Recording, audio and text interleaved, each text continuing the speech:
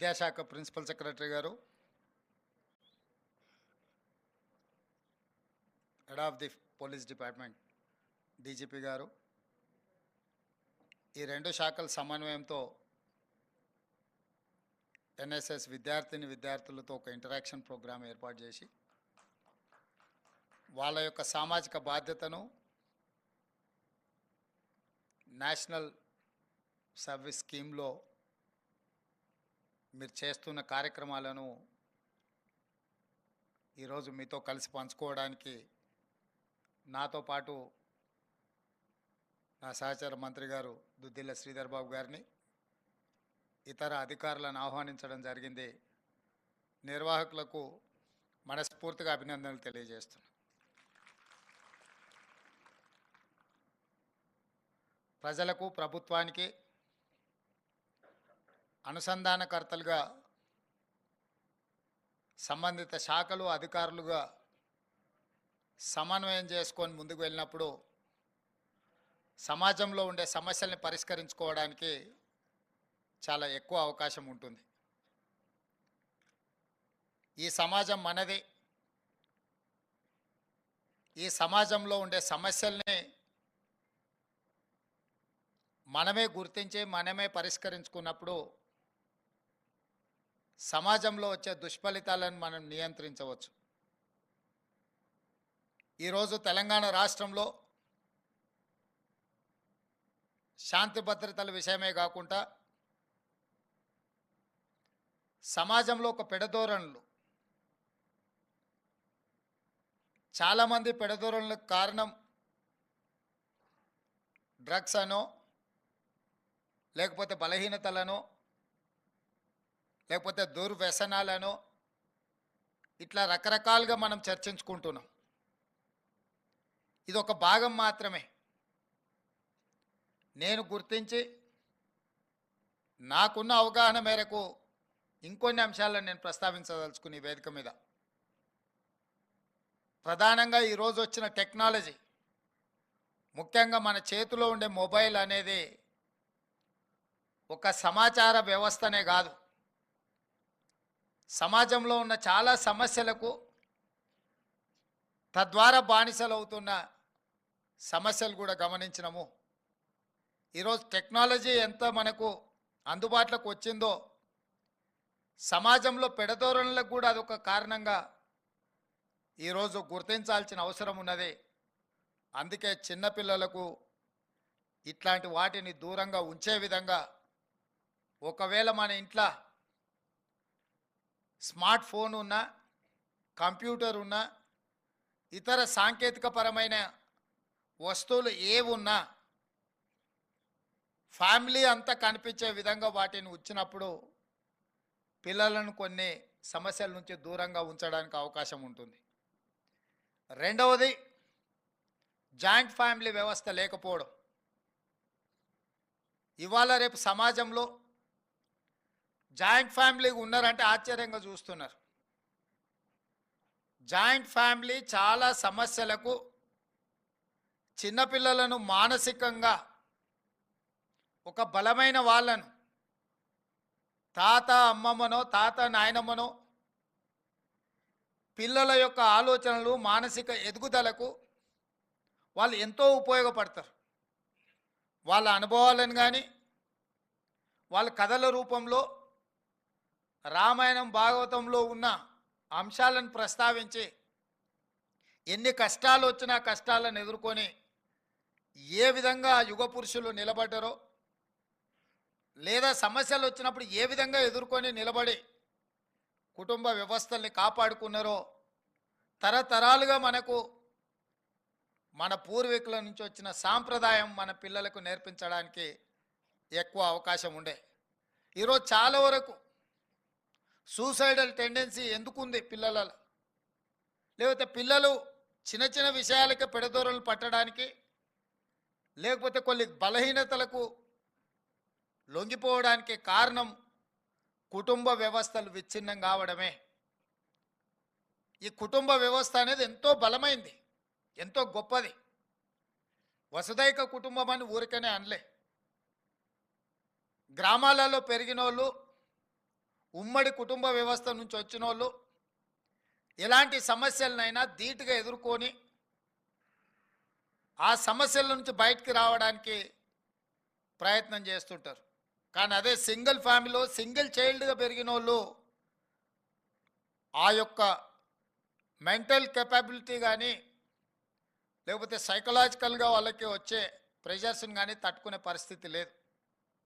So సమాజంలో ఉమ్మడి కుటుంబ వ్యవస్థ దెబ్బతినడం కూడా ఉమ్మడి కుటుంబ వ్యవస్థ నుంచి మనం బయటికి వచ్చి సింగిల్ ఫ్యామిలీస్గా మనకు ఉండడము, సింగిల్ చైల్డ్గా ఉండడం కూడా ఈ సమాజంలో కొన్ని సమస్యలకు కారణమవుతున్నది.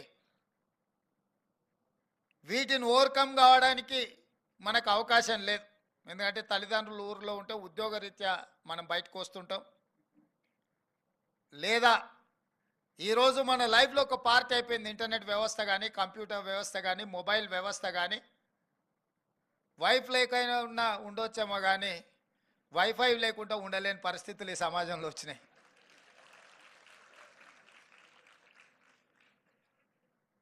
సో వీటిని అవాయిడ్ చేయలేనప్పుడు, వీటి నుంచి దూరంగా ఉండలేనప్పుడు, ఇట్లా ఉన్నా కూడా మనము మన వ్యవస్థని, మన సాంప్రదాయాలను కాపాడుకుంటూనే మన పిల్లల్ని మనం మానసికంగా సంసిద్ధులను చేయాల్సిన అవసరం ఉంది. మన పిల్లలు ఎవరు? వీళ్ళే.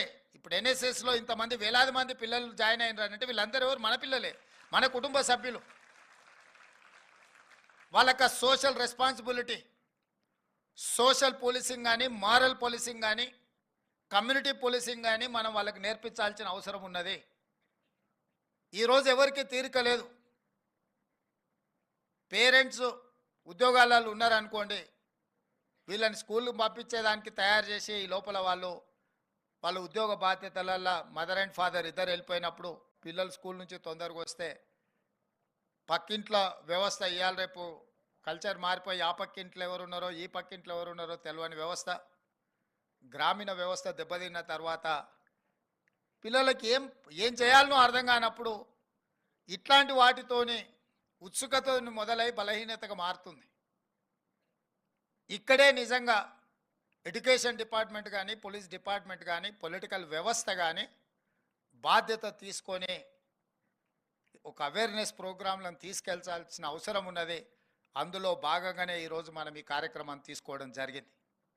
అందుకే ఈరోజు నేను ఎన్ఎస్ఎస్ విద్యార్థులకు ఈ సామాజిక బాధ్యతను, ఈ సమాజంలో వస్తున్న తీవ్రమైన పరిణామాలు, కొన్ని దేశాలల్లో more than 60% population drug addict అయిపోయి ఆ దేశంలో కొన్ని డ్రగ్స్ కన్జ్యూమ్ చేసే వాళ్ళని శిక్షించడమే మానేశారు. ఎందుకంటే బయట ఉండే జనాభా కంటే జైళ్ళలో ఎక్కువ జనాభా ఉండే పరిస్థితి వచ్చింది కాబట్టి ఆ దేశం కంట్రోల్ చేయలేక ఇంకా వదిలేసింది. ఉండేవాడే ఉంటాడు, పోయేవాడు పోతాడు అన్నట్టుగా దైవాధీనానికి వదిలేసి.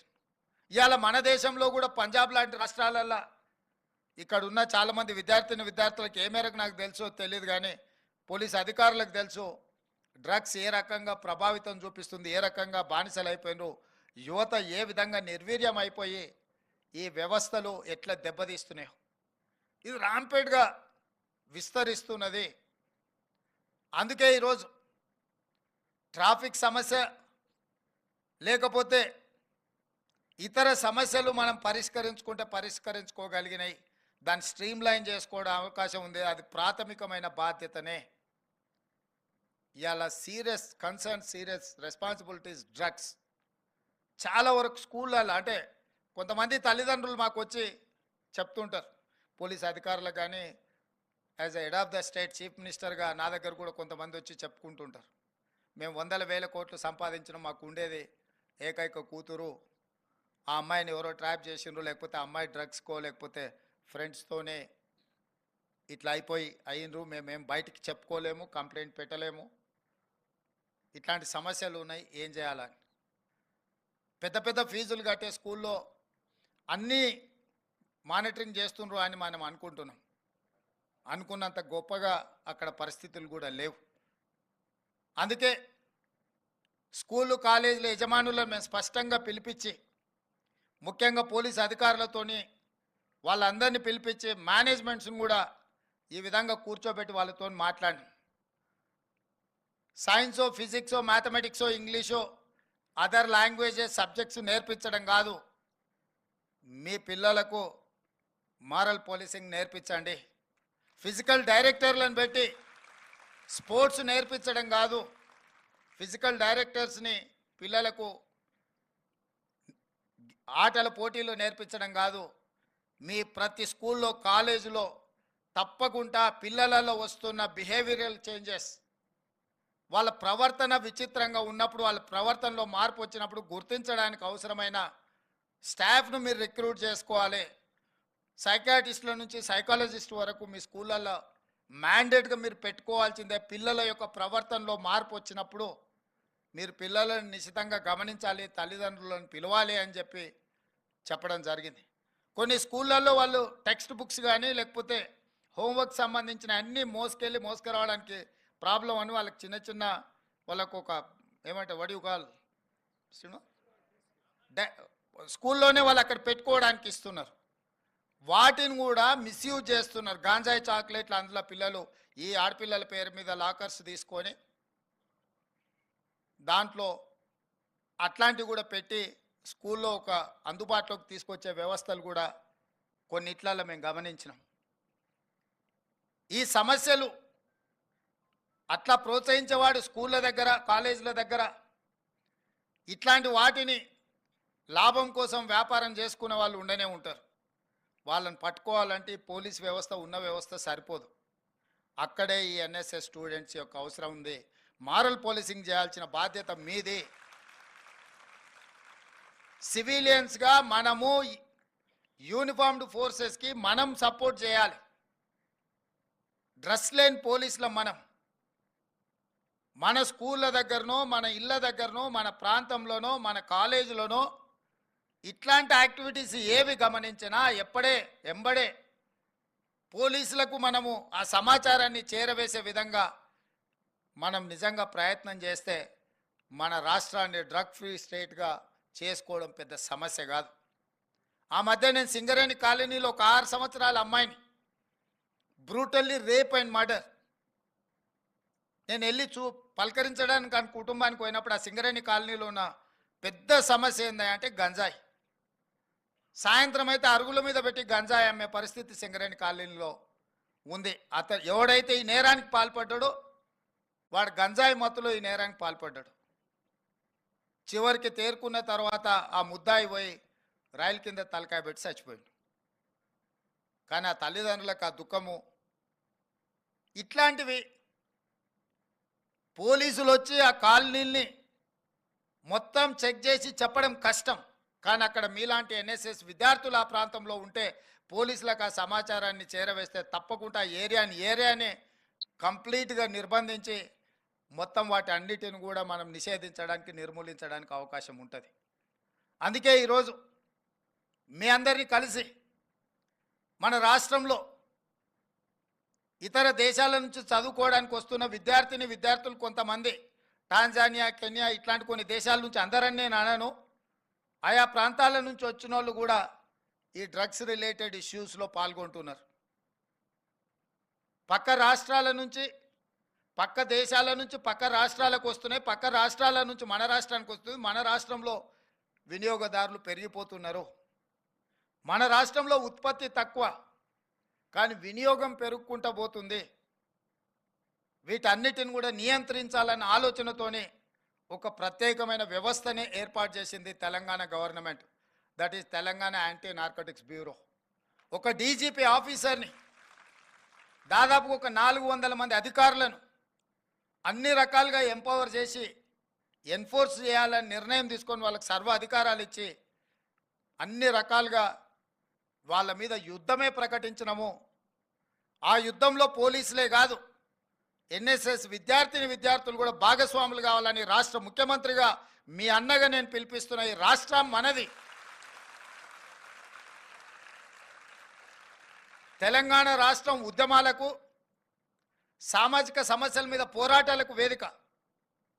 ఒకనాడు తెలంగాణ అంటే ఉస్మానియా, కాకతీయ యూనివర్సిటీలు సమాజంలో ఉన్న సమస్యల మీద చదువుకోవడమే కాదు చదువుతో పాటు పోరాటాలు చేసిన చరిత్ర మనకున్నది. ఆ చరిత్రనే తెలంగాణ రాష్ట్రాన్ని సాధించి పెట్టింది.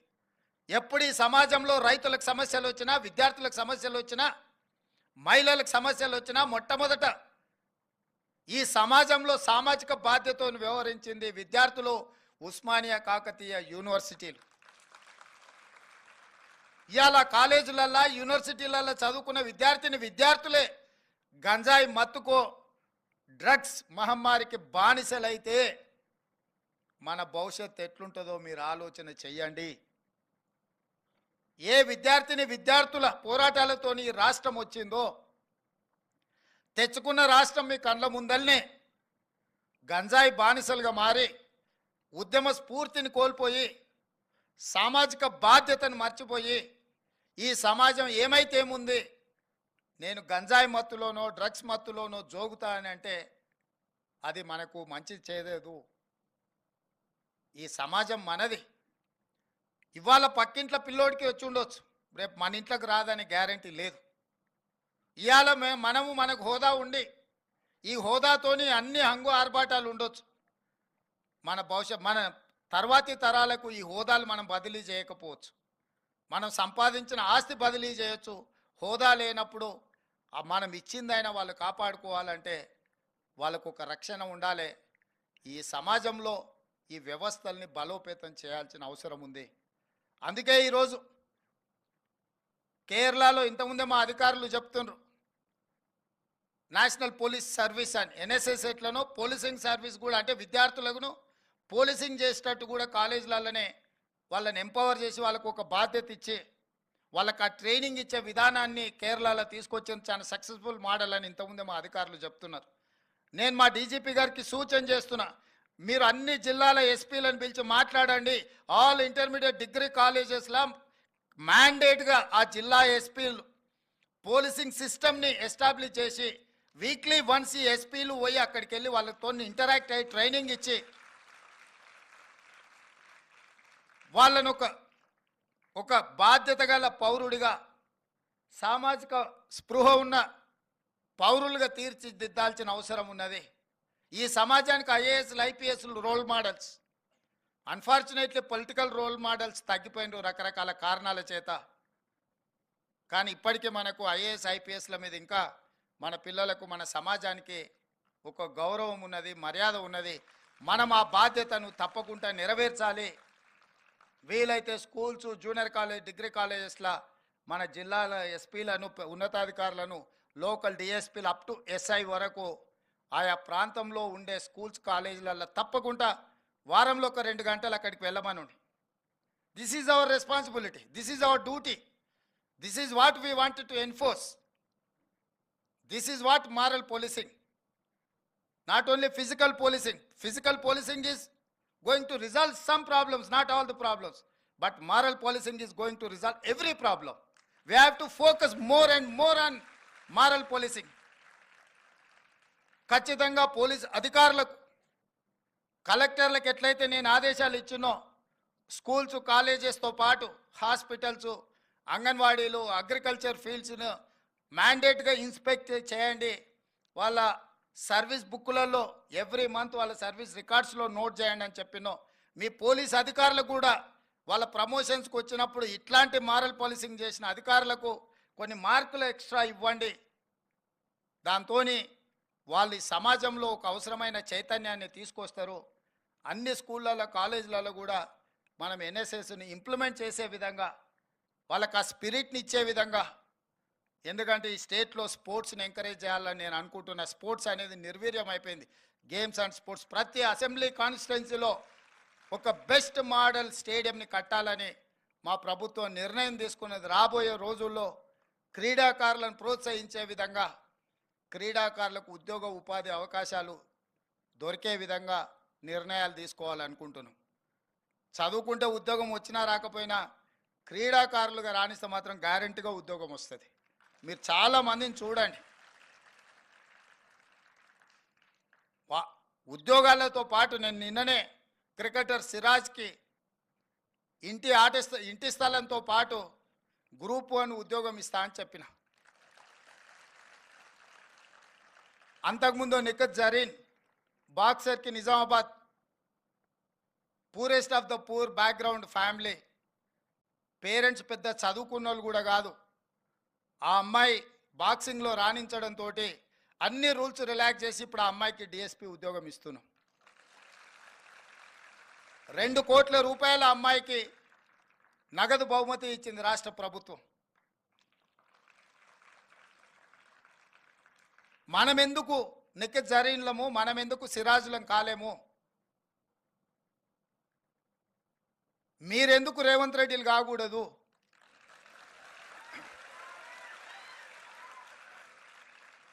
మేమేమి అమెరికన్ యూనివర్సిటీలను, ఆక్స్ఫర్డ్ యూనివర్సిటీలను చదువుకొని ముఖ్యమంత్రి కాలే.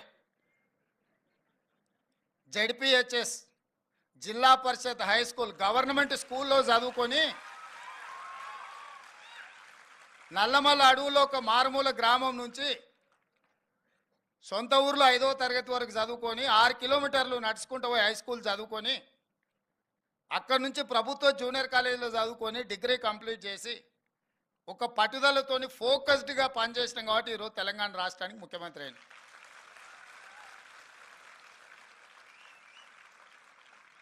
నా వరకు నా లైఫ్లో నాకు ఏం రిగ్రెట్స్ లేవు. నా లైఫ్లో నేను అనుకున్న సాధించిన ఒక సాటిస్ఫాక్షన్ నాకు ఉన్నది. దీనికి నేనేం కార్పొరేట్ స్కూల్లో చదువుకోలేదు, లేకపోతే అమెరికన్ యూనివర్సిటీలను, ఆక్స్ఫర్డ్ యూనివర్సిటీలను నేను మాస్టర్స్ చేసి రాలే.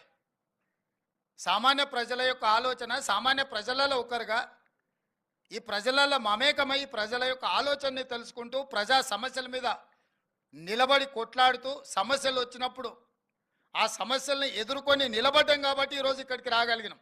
సమస్యలు వచ్చినప్పుడు లొంగిపోయో ఆ సమస్యల్ని చూసి సమస్యలకు భయపడి మనము ఈ వృత్తిని వదిలేస్తే ఇక్కడి వరకు రాణించలేం.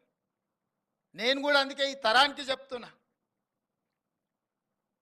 ప్రజాప్రతినిధి అనేది అత్యంత పవిత్రమైన బాధ్యత.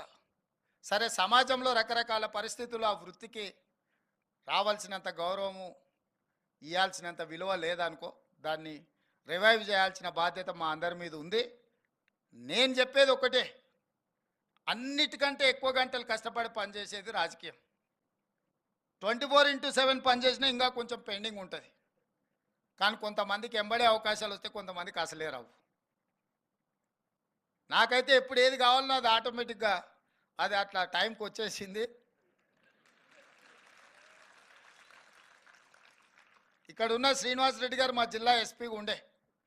వారు జిల్లా ఎస్పీగా ఉన్నప్పుడు నేను జిల్లా పరిషత్ మెంబర్, జడ్పీటీసీని. ఆ రోజు వారికి కూడా తెలియకపోయి ఉండొచ్చు, నేను జడ్పీటీసీ నుంచి నెక్స్ట్ ఎదుగానో వారికి కూడా తెలియకపోయి ఉండొచ్చు కదా. మా పోలీస్ స్టేషన్ వారు 60 కిలోమీటర్ల అవతలికి షిఫ్ట్ చేశారు. నేను ఏదో జడ్పీటీసీగా ఉండేనో మిడ్చల్ మండలంలో ఉండే పోలీస్ స్టేషను వేరే కారణం చేత 60 కిలోమీటర్ల దూరానికి మారుస్తే 3 బస్సులు మారి నేను ఆ పోలీస్ స్టేషన్కి చేరాలి. ఎవరైనా ఫిర్యాదు చేయాలంటే ఉదయం ఊరిలో బయలుదేరితే చీకటి వరకు స్టేషన్కి చేరుకుంటాం. ఆడ ఫిర్యాదు ఇచ్చి వెనకకు రావాలంటే రాత్రి వాళ్ళ పోలీస్ స్టేషన్లోనే వండుకోవాలి. ఒక రాత్రి పోలీస్ స్టేషన్లో ఎవడన్నా ఊరు నుంచి పోయి ఉంటే వాడిని ఎట్లా చూస్తారు ఊర్లో? ఆ సమస్యను తీసుకెళ్ళి వారికి వివరించిన, మీరు పోలీస్ స్టేషన్ తీసుకెళ్ళి బాలానగర్లో జడ్చర్ల అవతల పెట్టారు మిడ్జిల్ది. ఆ బాలానగర్ పోవాలంటే 3 బస్సులు మారాలి. ఊరిలో నుంచి బయలుదేరితే 3 బస్సులు మారి పోలీస్ స్టేషన్కి పోయేవరకు అర్ధరాత్రి అవుతుంది.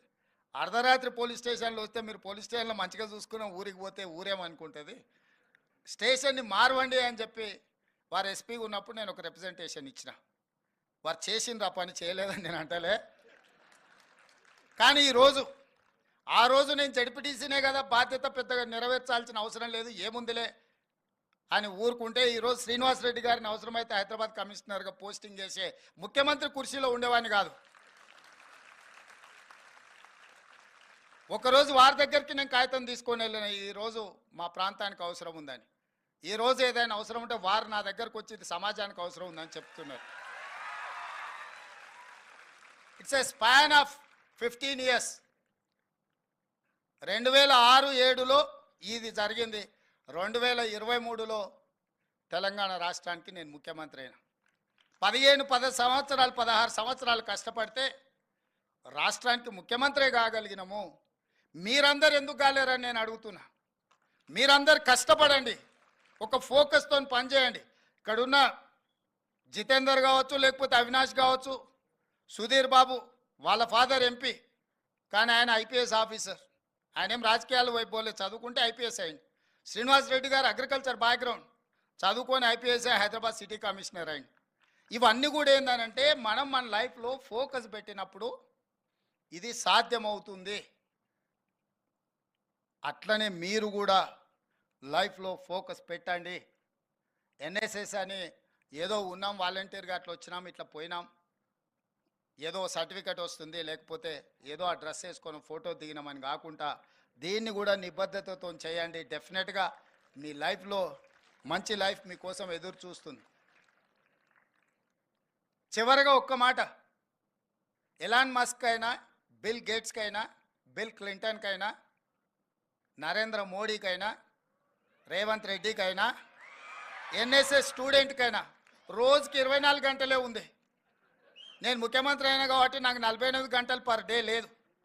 నరేంద్ర మోడీ గారికి కూడా 48 గంటలు లేదు. ఎలాన్ మస్క్ కూడా డ్రైవర్లెస్ కార్ కనిపెట్టిన వాళ్ళకు, ఇంజనీర్ కూడా 24 అవర్సే. ఈ 24 అవర్స్లో ఎవరికైనా 8 గంటలు పడుకోవడానికో కుటుంబానికి కేటాయించడానికి 8 గంటలు తీసేయండి. 8 గంటల్లో నాన్ ప్రొడక్టివ్ లైఫ్ ఏమంది. ఇంకా మిగిలింది ఎంత?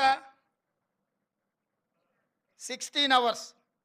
ఈ 16 గంటల్ని ఏ వర్టికల్ కింద మీ లైఫ్ను డిజైన్ చేస్తారో, డిఫైన్ చేస్తారో, ఫోకస్ చేస్తారో, ఆ 16 గంటలలో మీరు చేసే పనిని బట్టి మీరు ఒబామా కావచ్చు, మీరు బిల్ గేట్స్ కావచ్చు, బిల్ క్లింటన్ కావచ్చు, నరేంద్ర మోడీ కావచ్చు, రేవంత్ రెడ్డి కావచ్చు, లేకపోతే జితేందర్ శ్రీనివాస్ రెడ్డి కావచ్చు. ఈ 16 గంటలలో మన లైఫ్లో మనం ఏం పని చేయాలనుకుంటున్నాం అనే దాన్ని బట్టి మనం ఏమవుతామో డిసైడ్ అవుతుంది.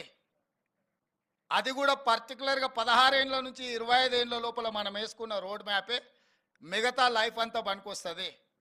16 ఏళ్ళ నుంచి 25 ఏళ్ళు నాకు యంగ్ ఏజ్ వచ్చింది కాబట్టి చాలామంది పిల్లలు అంటారు, నాకు కొంచెం స్పేస్ కావాలా, నేను కొంచెం ఎంజాయ్ చేయాలనుకుంటున్నా అని.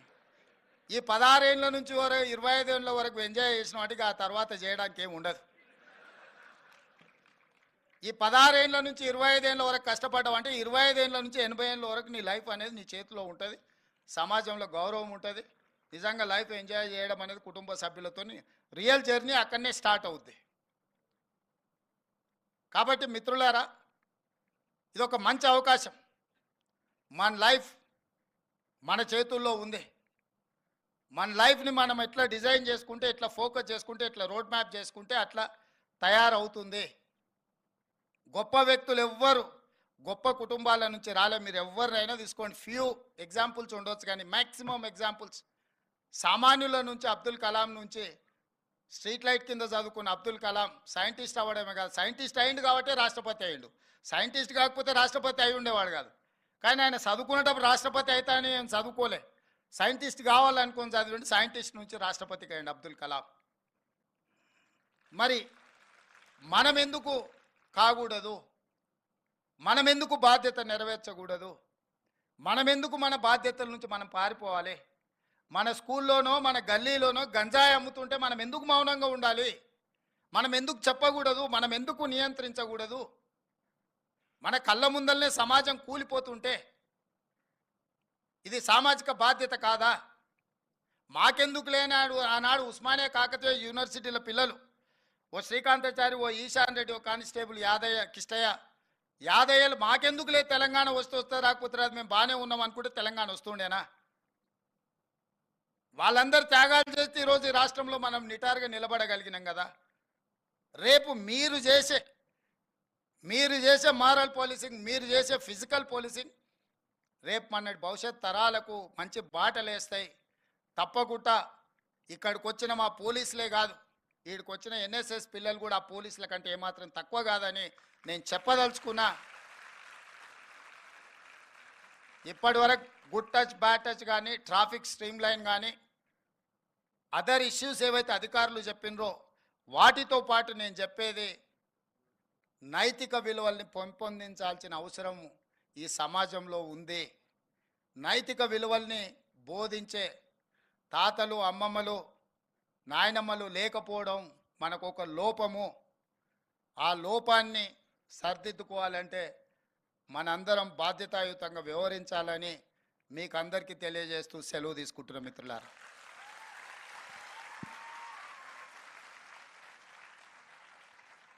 గౌరవ ముఖ్యమంత్రి గారు జీవిత సారాన్ని